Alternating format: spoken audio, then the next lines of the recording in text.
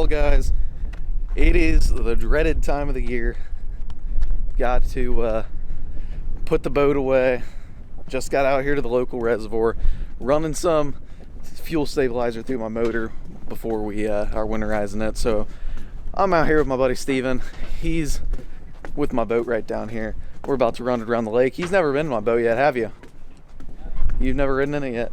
So this is the first time he's going to be riding in it, and just going to be seeing how everything goes, running stabilizer through it, and then after this, going to be winterizing it here this next week.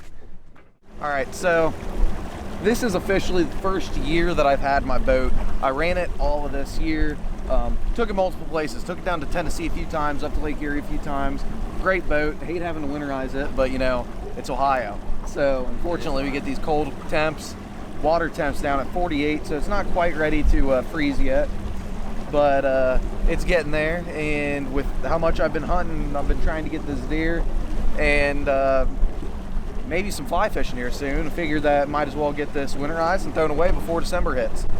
So like I said, we're gonna run this around a little bit, and then may show a little bit of that, may not, and then after that we'll catch you guys when we're back at my house and show you what else I do when I winterize my boat. Alright guys, so we are back at my house. This is a few days later. We got the boat back, we ran it out at the reservoir a little bit, came back here, and that was the end of that day. I ended up going hunting that night, and I ended up getting that deer from the last video that I shot and I posted on the channel. So anyways, we are going to finish the winterization with my boat, but first off, before we do anything with it, we got to clean it out. So real quick, we're going to hop up in here and pretty much clean absolutely everything I've got in my boat out of it. So let's roll the time lapse.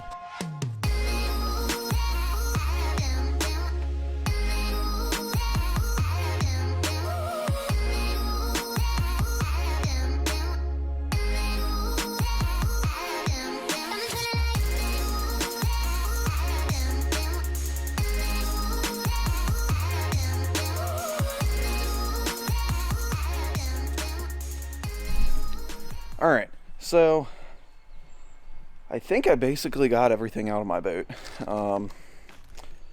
Pretty much at least everything that needs to come out. Now, there may be a few things like you can see in here. I've still got my light posts, and back here I left some stuff like a weigh-in bag and my muffs and registration and just stuff like that. That type of stuff doesn't matter as much of getting it out. Pretty much just all my tackle, rods, reels, anything I'm gonna need possibly before I get my boat back out. Life jackets, because of kayaking and stuff like that. Now, I think I've got a problem. As you can see, it is dirty right there, and there's toilet paper everywhere, or paper towel chunks everywhere. That is because I wrapped up my A-rigs in paper towels and a bungee, and there's two options. Either a mouse got in there, squirrel got in there, or mouse or squirrel got in there, or water just got in there and destroyed it, but it looks like it was a mouse or squirrel. So I've got some more mothballs I'm going to put in it. I'm a little bit worried about that. Hopefully all my wiring and stuff didn't get chewed up. That's the main thing I'm worrying about. I didn't do a good job of keeping mothballs in here throughout the season, so I'll have to just do a better deal with that, or better, I'll just do better with that. So anyways, I wasn't gonna sweep it out because I thought it was fine, but since that happened, I'm gonna go through and sweep it out, try to get everything out of there so there's nothing left for anything to chew. So anyways, we're gonna get all this stuff moved off, moved downstairs into the storage, into my little tackle area, and then get to sweeping. Alright, so we already got it swept out and everything.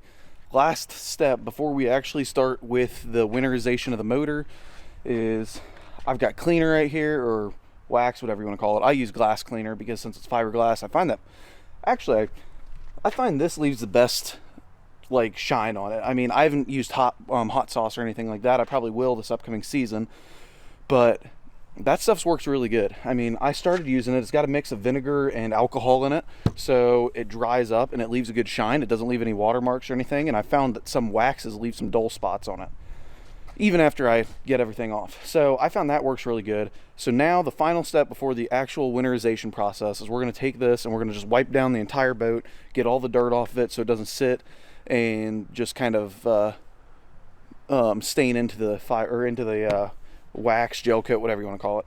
So we're gonna get that done and then move on with the process. All right, so the next thing we're gonna be doing, we're going to treat the live well pumps. So I've been running my live wells all season with keeping fish in here for tournaments and stuff. So what we're gonna be doing is we got some RV and marine antifreeze right here, and we're gonna be dumping it into the live wells. We're gonna pump it out to get all the water out and work in all the antifreeze, and then fill in a little bit to the nozzles in here, so then none of the nozzles or anything freeze and crack. You know how to do that? Yeah, I do. So let's see. Gonna turn on my live wells and then start with this antifreeze. Oh, I guess I need to pump it out, not. There we go. So I'm just pumping. Oh, I'm just pumping it out till I see purple or the pink come out, and there we go. It just pumped all of it out, and we're gonna go through with more antifreeze.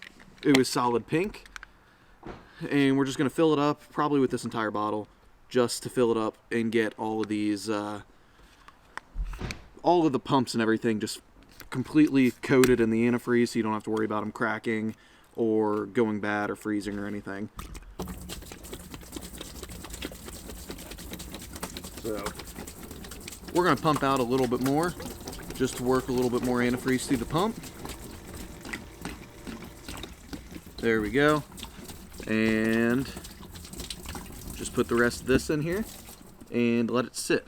So one important thing to keep in mind is when you get to spring, if you're a tournament fisherman and you're going to be using this, you are really going to want to clean these out before you go out on the lake. So what I always do is in the spring, I will pump, I'll go through here with a hose, and I'll just put a hose in here and let it fill up as it's pumping it out. So it'll just filter in new water and pump it out. Keep doing that to run it through, get as much of that out, and then I'll kind of just scrub down the inside of my live well and then pump that out too to make sure it's really clean. So that's basically all I do with the pumps. I would do the water pump too, or the bilge pump too, but the bilge pump's a little bit hard to get to and it's hard to do that with. So I know it's not too good to do. I typically just hit this and let my bilge pump run for a minute. I think it's running. Yep, it's running. So I just hit that and let the bilge pump run here for a minute or two, and I know it's not too good to let it run without anything in it, so I'll just let it run, kind of just spray out any type of water that's in it, and then I'll shut it off and it's good to go. So I think that's basically everything I do on the inside of my boat. Next up is moving out to the motor. Alright, so now what we're going to do is we're taking out all these old spark plugs, well, the new spark plugs that I put in this year. They're still in fairly good shape. So we're going to be replacing them with old spark plugs that I had in before I put the new ones in. I kept them to use for winterization. And we're going to be spraying some fogging cylinders, or fogging spray in the cylinders, so that the cylinders don't have any water in it or anything like that that's going to freeze and possibly crack a cylinder, or crack a piston, or just cause any damages. So this part you may need 2 people for. So I'm taking out these. I probably shouldn't do them all at one time. So you'll just take one spark plug out. I'll just loosen these other ones. So you're gonna have to have your one person. You want to make sure that your safety clip is off, so then your motor won't start up. And what he's gonna do is he's just gonna start it up and turn it over for about 5 seconds, or yeah, not start it, but just turn it over for 5 seconds as I spray this in here, and just pretty much to work in some fogging spray. So you ready? Alright, so that one's good, and we're just going to put in a new spark plug and then go through with all the different spark plugs doing that. Alright, so we got all the cylinders fogged pretty much. We just did what we showed you, where I had my dad turn it over. Well, I sprayed fogging spray into the cylinders. It just works it around the pistons and into the cylinder real well. And then after that, before I put the spark plug going back in, or before I put the spark plug back in, I took the fogging spray and I sprayed a little bit more around the end of the piston just to have it in there. Fogging spray, it just makes it so it won't corrode, so it won't rust, so it won't crack, like freeze and crack or anything. So we got everything put back on in there. So we're just going to go through. There we go. Just kind of hitting it one more time to work through all that extra stuff that I put in there. And we can move on to the next step right now, which there's really not much left to do with this two-stroke. This is a fuel-injected two-stroke, so it may be a little bit different than a carbureted two-stroke. So with a carbureted two-stroke, you're also going to have to fog the carburetors on it. And you pretty much just got to have it running, and then you spray it till it bogs down, till it almost turns off, and then you quit, and then it'll kick back up. And you do that for all the different carburetors, and that's how you fog them. So there's a few more steps on carbureted two-strokes. So anyways, there's really only, I think, 2 more steps. One of them is changing the lower unit oil. So, I mean, you guys can look up plenty of videos on how to change it. I'm not going to show it because it's not really a long process.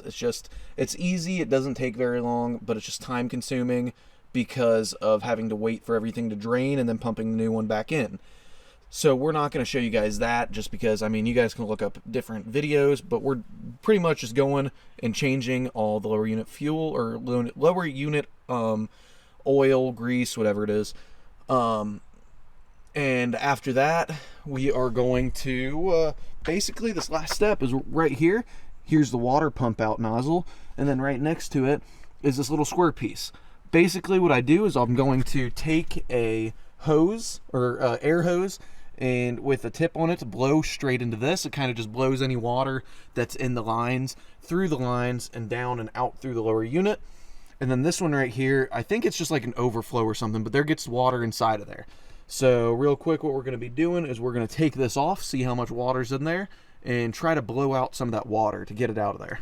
All right, so it's right here. That's on there really good. There we go.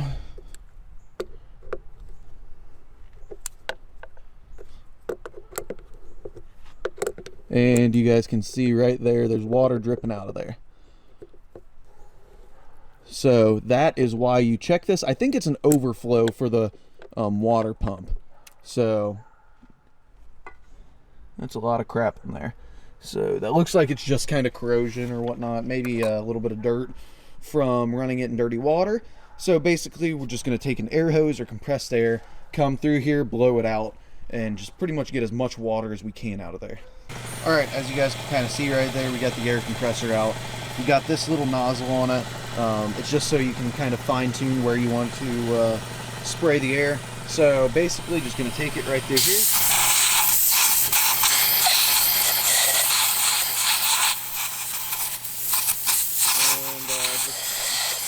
Spray it out really good.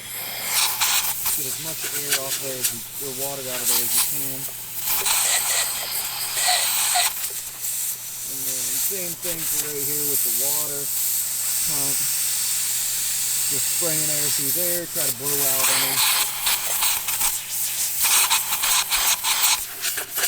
any. And yeah, I mean, that's really all there is.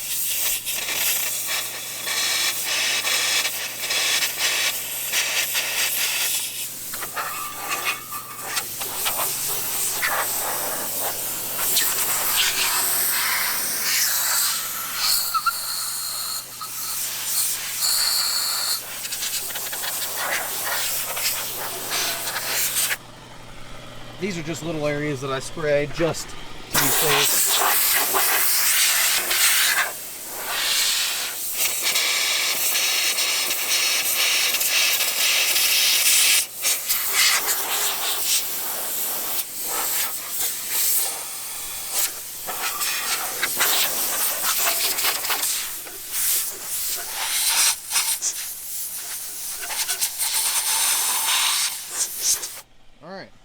All right, guys, and I mean, that is basically all I do to winterize my boat. Depending on your situations, you can do stuff differently. If you guys are storing your boat inside, like in a garage, in a heated garage, actually, you don't really have to do all those things about making sure all the water's out of it. It's really just making sure there's no water in there for the guys who store it in areas that aren't heated and it's going to get down to freezing level.